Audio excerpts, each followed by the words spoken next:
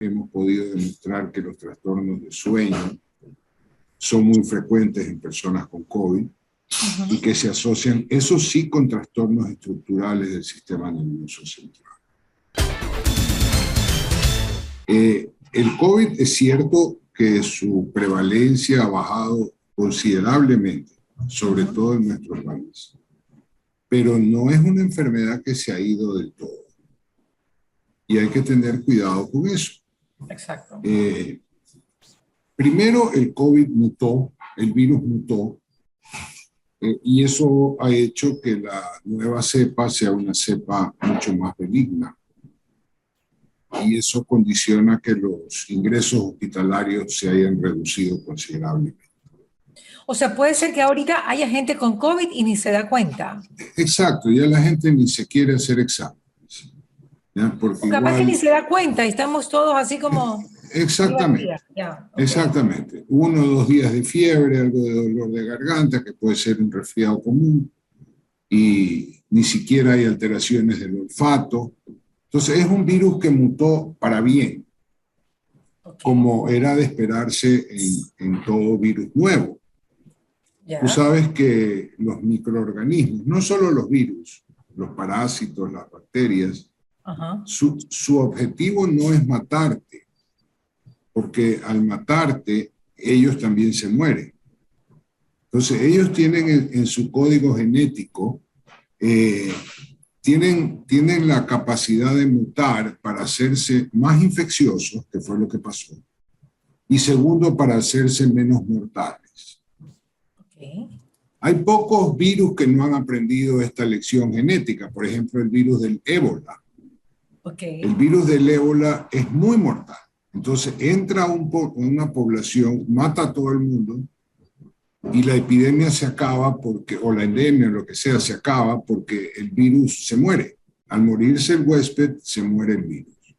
Entonces, el coronavirus 2 ha evolucionado como era de esperarse, haciéndose más infectivo, menos mortal. Segundo, las vacunas ayudaron muchísimo, eso es indiscutible. Así es, doctor. Pero aún así, hoy día justamente, para darte datos de hoy, estuve revisando, en internet hay una página web que se llama Worldometrics Coronavirus, a la que todo el mundo puede entrar. Y habla de 1,5 millones de casos diarios de la enfermedad a nivel mundial. Al día de hoy. Al día de hoy, a nivel mundial. Pero como referencia, ¿qué regiones? Porque África e India podrían llenar esas métricas. Sí, bueno, es lo reportado, ¿no?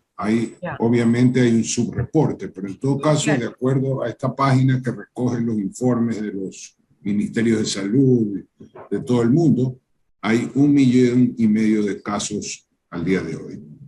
Y hay aproximadamente 6,000 muertos al día, lo cual no es despreciable. ¿Por coronavirus? Por coronavirus. Al día de hoy. Al día de hoy, sí. Lo que sí me gustaría saber, doctor, es en qué región, porque para mí que... No, en el mundo, son datos globales. Pero ¿con qué porcentaje mayor, digamos, en África e India, que es donde han habido menos vacunas, ¿no?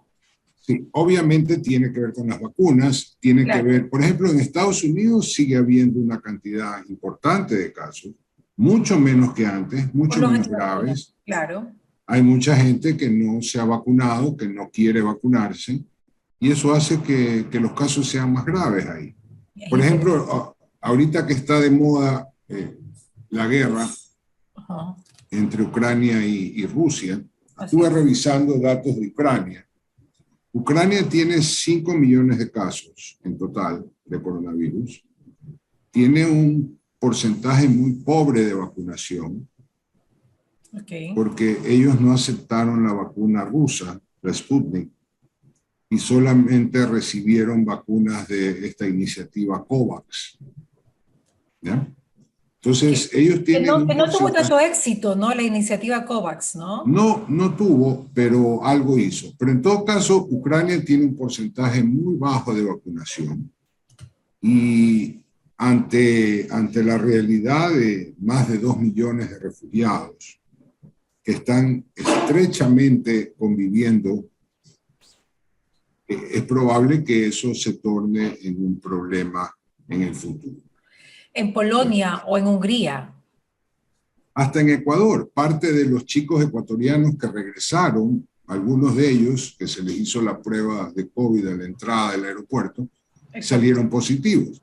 Entonces, eso, perdón, eso no sabemos todavía cómo va a evolucionar, pero el caso de refugiados de Ucrania probablemente contribuya a una nueva alza de coronavirus. Que mientras siga siendo la variante Omicron, no hay mayor problema. Pero en todo caso, el mensaje de esto de aquí que quería decirte es que no porque en los noticieros ya no salgan noticias sobre el coronavirus, eso no quiere decir que la enfermedad ha desaparecido. O sea, que los noticieros siempre cambian hacia lo que está de moda y ya a nadie le interesa el COE, a nadie le interesa las medidas de distanciamiento, la mascarilla se fue al diablo. Como dice la BOE, periódico de ayer. Periódico de ayer, exactamente. Periódico de ayer, exactamente. Exactamente, pero lamentablemente no es así. Entonces hay que tener cuidado con eso, respetando todavía ciertas medidas y sabiendo que si no pasa nada, vamos para bien. Ahora, vamos a hablar de lo que nos toca hablar hoy. Pero este contexto me encantó. Tengo como 100 títulos aquí para darle a Freddy, porque todo lo que usted dijo está interesantísimo, doctor. Ahora, ayer, doctor, déjeme decirle que una amiga mía, una nutricionista muy conocida, me envió un link donde pues me hacía ver que en el periódico El País, uno de los más insignes de España, dice un titular: el coronavirus produce una reducción de materia gris en el cerebro. ¿Usted había leído esto? Bueno, no es que lo he leído, lo hemos investigado. A ver. Esta es la pospandemia. Okay. Tenemos casi 500 millones de infectados en el mundo desde el principio de la enfermedad, ¿no? Y con una tasa de mortalidad relativamente baja, que es del 2-3%. Estamos hablando de millones de sobrevivientes del COVID. Los estudios todavía son limitados porque a lo mucho podemos tener 2 años de experiencia. No tenemos un seguimiento a largo plazo. Pero hay cosas muy claras. Existe, incluso ya tiene nombre, una entidad que en inglés se llama Long COVID, que podría traducirse como COVID prolongado, y se refiere a la persistencia de manifestaciones clínicas o de laboratorio en personas que superaron la fase aguda de la enfermedad. Entiéndase, los primeros 30 días. ¿Ok? Estas manifestaciones se han descrito en total más de 50 manifestaciones o complicaciones tardías del COVID, destacando los problemas respiratorios. Hay gente que queda con secuelas respiratorias, que no puede respirar bien, que se ahoga. Gente que era muy entrenada físicamente, incluso deportistas, han bajado un poco su rendimiento. Complicaciones cardiovasculares, arritmias, complicaciones neurológicas, obviamente, y para acabar pronto hasta se te cae el pelo. O sea, hay, y lo digo en serio, o sea, hay más de 50 complicaciones tardías del COVID con las que vamos a tener que lidiar en los próximos años y que pueden representar una pospandemia que va a afectar seriamente los sistemas de salud a nivel mundial. Porque son 2, 4, 10, 15 millones de pacientes con demencia, 10 millones de pacientes con enfermedades respiratorias, extra de los que normalmente tienen demencia y los que normalmente tienen infecciones respiratorias. Entonces estamos hablando de un volumen muy alto, que hasta ahorita más o menos no se nota justamente porque la gente estaba atendiendo los casos agudos, pero cuando estos desaparezcan o reduzcan, vamos a comenzar a notar eso. Hay 2 teorías Me voy a enfocar un poquito en las complicaciones neurológicas, que es mi especialidad. Por supuesto. Y definitivamente en neurología los problemas principales son, aparte de la falta de olfato y de gusto, que podrían ser interpretadas como complicaciones menores, porque a eso la gente se puede acostumbrar. Uno de los problemas grandes, neurológicamente hablando, son las complicaciones de memoria, los problemas cognitivos, ¿sí? Esto que ha sido denominado niebla cerebral o brain fog, afecta hasta un 50% de la población que ha tenido COVID. Wow. Independientemente de la severidad inicial. O sea, no estamos hablando solamente de aquellos pacientes que fueron a terapia intensiva o pacientes que estuvieron hospitalizados por el COVID, sino pacientes que llevaron su COVID en casa, más o menos bien. Esa gente también tiene riesgo de desarrollar trastornos cognitivos luego del COVID. Perdón, ¿hay algún rango etario, o sea, alguna edad donde se vea más este problema de la niebla? Obviamente, ¿Cómo era que usted dijo? La brain niebla fog, cerebral. niebla cerebral. Obviamente en gente de mayor edad. Ya. Pero esto afecta a chicos de 35 años, 40 años, incluso menos. Los trastornos de sueño, la alteración en la calidad de sueño, también es muy frecuente luego del COVID, habiéndose reportado hasta en el 30% de los casos. Y de ahí otra serie de complicaciones que son menos vértigo. Por ejemplo, el vértigo es muy frecuente luego del COVID por alguna afección del sistema vestibular. Entonces, estamos hablando de que se nos va a venir una pandemia importante, post-pandemia importante. Ahora, hay buenas noticias, pero antes de darte las buenas noticias, quisiera hablar un poquito de qué produce esto. El virus se sabe que entra al sistema nervioso central, entra a través de la nariz, atraviesa una placa muy débil de hueso que tenemos entre la nariz y el cerebro, y de ahí se disemina hacia prácticamente todo el sistema nervioso. Entonces, eso ha sido reportado y demostrado.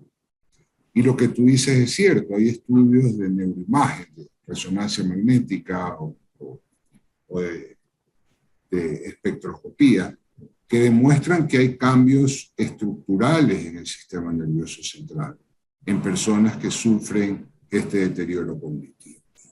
Entonces, ese tipo de personas que llegan a tener eso se debe a que el virus invadió el cerebro y lo dañó.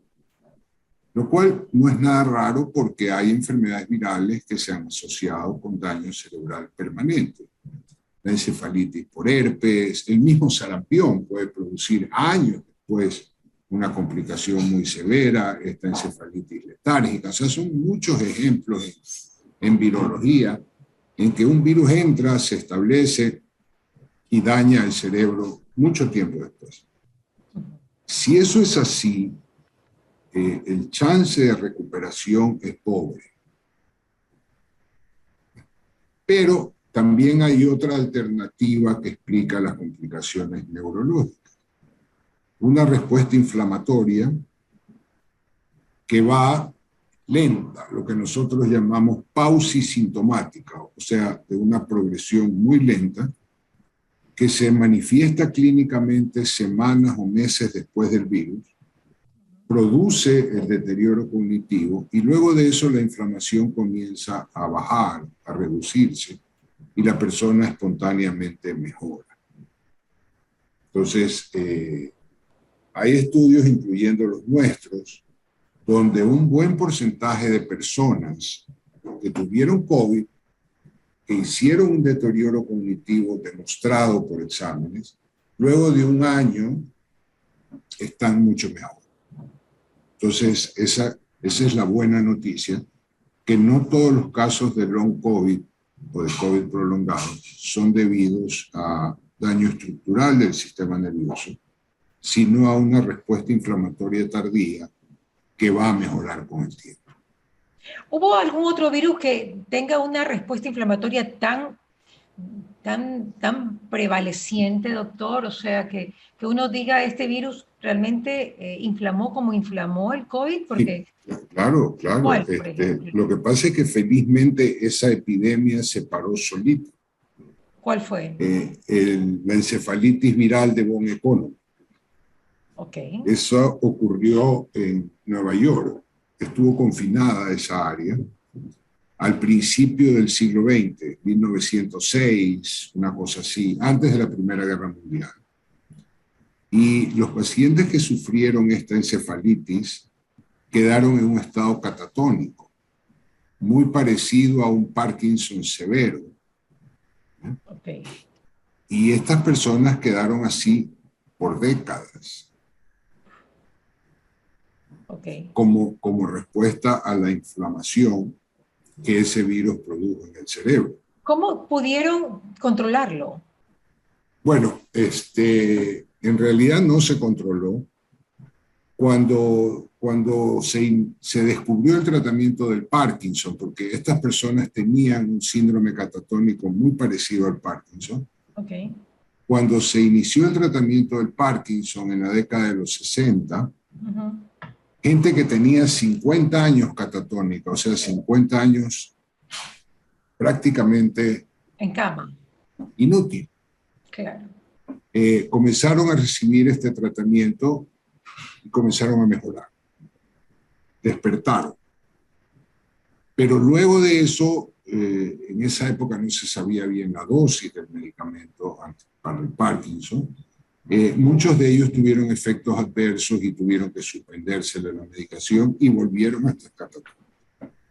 Hay gente que estuvo catatónica hasta el día de su muerte, 6, 7 décadas después. No sé si tú te acuerdas una película con Robert De Niro que se llamó Despertares. Despertar. ¿Él había tenido esto? No, él era el actor. Claro, Sí, es un libro. Ajá, había uno de ellos que estaba Robert De Niro.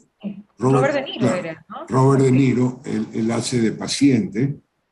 Este otro actor famoso que se murió hace poco, Robin Williams, puede ser. Williams, él es el médico. Ajá. Y Oliver Sacks, que era un neurólogo, es el que escribió el libro. Esta es historia real en el Hospital Montefiore de Nueva York y del Bronx. Y ahí se ve claramente cuáles son las secuelas de este parkinsonismo postencefalítico, como se lo llama. El sarampión, una enfermedad tan común, digámoslo así. Ahora no, porque todo el mundo se vacuna. Claro, claro, ¿ya? Exacto.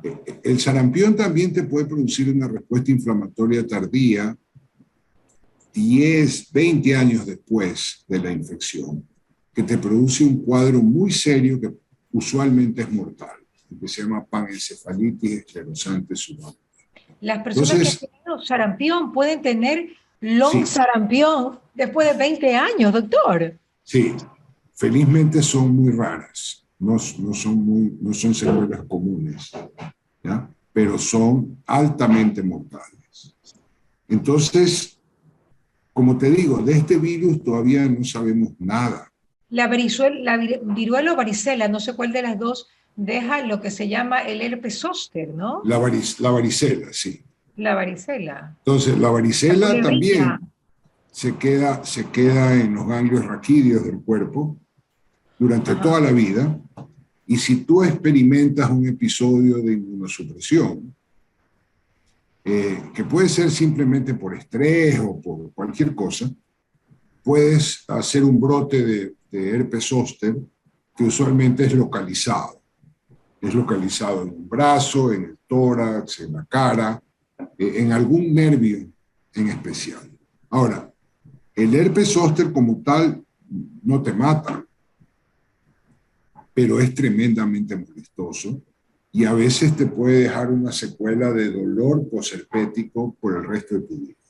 Ahora, si tienes la mala suerte de estar infectado con HIV o de tener una neoplasia, un cáncer, o estar inmunosuprimido por algún trasplante, ahí sí, el herpes zóster se transforma en una encefalitis por herpes zóster que puede ser mortal. Entonces, esta historia del coronavirus ya nosotros nos la sabemos. Los virus dejan complicaciones tardías. Y como te digo, nosotros no sabemos nada todavía del SARS-CoV-2.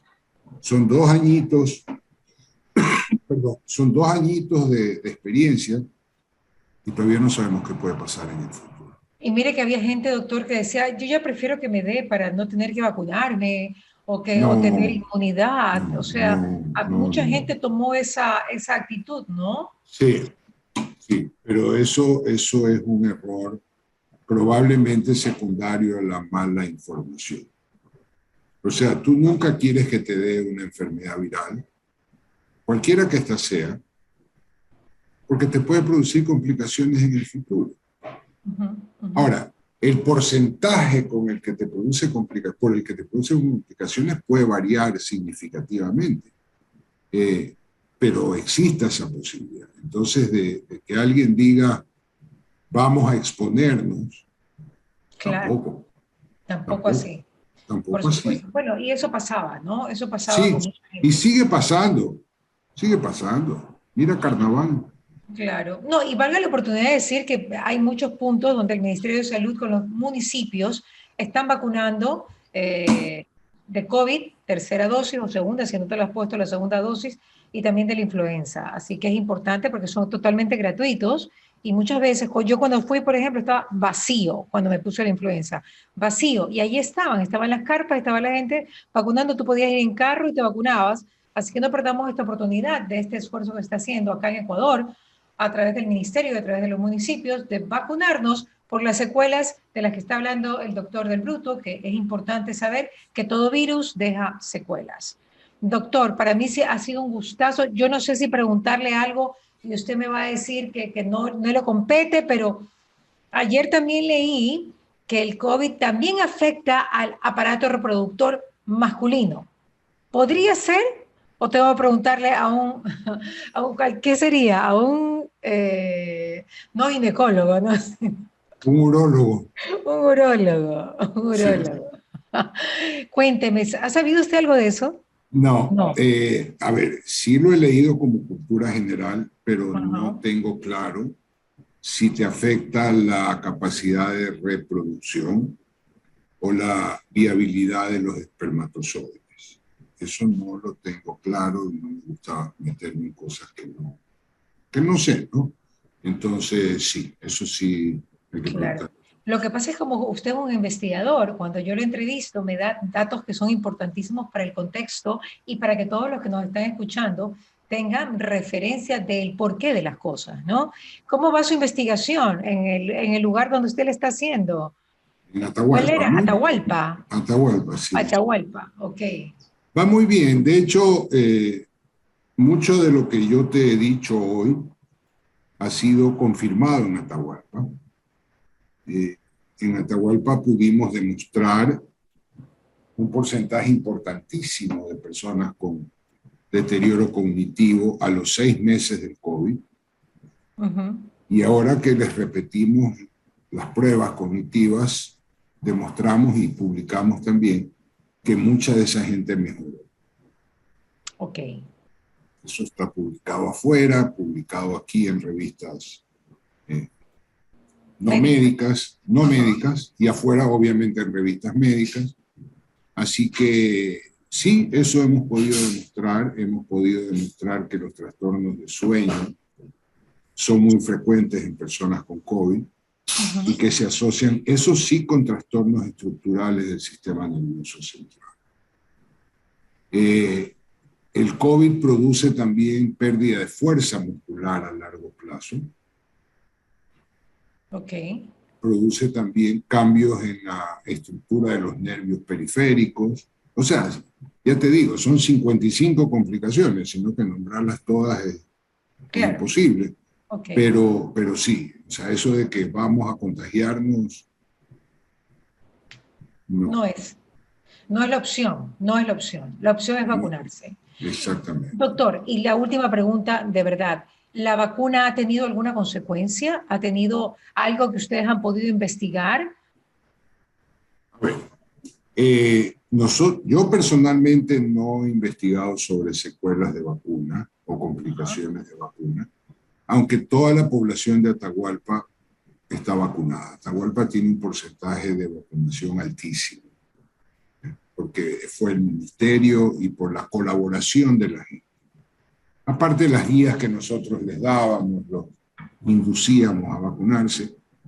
Estoy esperando un tiempo para ver secuelas de vacunación, pero obviamente hay reportes a nivel mundial de casos que felizmente son raros, sobre todo formación de trombos, coágulos, sí, el vértigo, que pueden ocurrir luego de una vacuna. De todas maneras, si uno pesa el riesgo contra el beneficio, indiscutiblemente la posibilidad de que te pase algo es superada infinitamente por el beneficio que te produce la vacuna. No es la primera vacuna que produce complicaciones, volvemos a lo mismo. O sea, la vacuna contra la polio tuvo problemas en su momento, que ya se han solucionado, pero las primeras versiones de la vacuna antipolio dejaban paralítica a la gente. Entonces, ya cuando se hicieron más investigaciones, ya salió una vacuna de polio más segura. Ajá. Y es, mal o bien, es una vacuna que se ha desarrollado en tiempo récord. Estamos hablando de que al año de la enfermedad ya había una vacuna. Entonces, la vacuna resultó muy buena. No creo que sea excelente, porque la excelencia hablaría de 100% de efectividad y 0% de complicaciones, cual estamos lejos de eso. Pero también he leído que Pfizer, por ejemplo, iba a hacer versiones nuevas de la vacuna. Y probablemente en un tiempo tengamos una vacuna que alcance su 100% de efectividad y 0% de complicaciones. Y en menos tiempo, porque antes las vacunas de la polio, por ejemplo, tomaron mucho más tiempo los laboratorios para desarrollarla. Yo diría que ahora lo van a hacer mucho más rápido. Primero que hay más tecnología, segundo que el coronavirus no es un virus nuevo. Acuérdate que hace 15 años apareció el coronavirus 1. O sea, el SARS-CoV-1, que al principio amenazó mucho China y países asiáticos. Exacto. Los investigadores comenzaron a desarrollar una vacuna y en eso la enfermedad se paró solita. Lo mismo fue en la década, ya en este siglo, en el 2010, 2012, en países del Mediterráneo apareció una enfermedad también por coronavirus, que al principio fue muy mortal, que también los investigadores comenzaron a trabajar en una probable vacuna y que luego se fue sola. Así es que el MERS. El MERS. Okay. MERS es de Mediterránea, ¿sí? Es por la enfermedad que afectó a los países árabes. Okay. Entonces, digamos que este sería el tercer coronavirus. Brote de coronavirus, en este caso tuvo connotaciones epidémicas porque afectó a todo el mundo, pero no creo que sea el último. O sea que probablemente en el futuro veamos un coronavirus 3. Lo importante es que los laboratorios no paren de investigar, porque pues podría ser que paren, ¿no? Porque a veces dicen, bueno, ya pasó, ya se invierte dinero en otra cosa, en vez de investigar algo más. Sí, eso... Lo quieren adelantar también, creo que están trabajando mucho en ello. Eso ojalá. También, pero ojalá que no paren, porque, como te digo, o sea, entre que el virus mutó hacia bien y que las vacunas protegieron, ahorita estamos mucho mejor que hace 2 años, definitivamente. Doctor Bruto, muchísimas gracias por estar con nosotros. Para mí ha sido una emoción poder volverlo a ver, ya que es un gran compañero pues, de pandemia en los tiempos difíciles del 2020. Un abrazo, mi querido doctor. Me encanta igualmente, verlo, Mariela. con buena figura, 30 libras menos, eso se decanta en mejor salud y eso es lo que exactamente, así es. Gracias, mi querido doctor. ¿Qué pasa con Mariela? Llegó a ustedes gracias al auspicio de EQR, Urbaceo, municipio de Guayaquil. ATM, Interagua, Calipto, Ceviches de la Rumiñahui, UTEC, McCormick, Miraflores, Tramontina, Oriental Industria Alimenticia, Gran Duval y Ultrabón.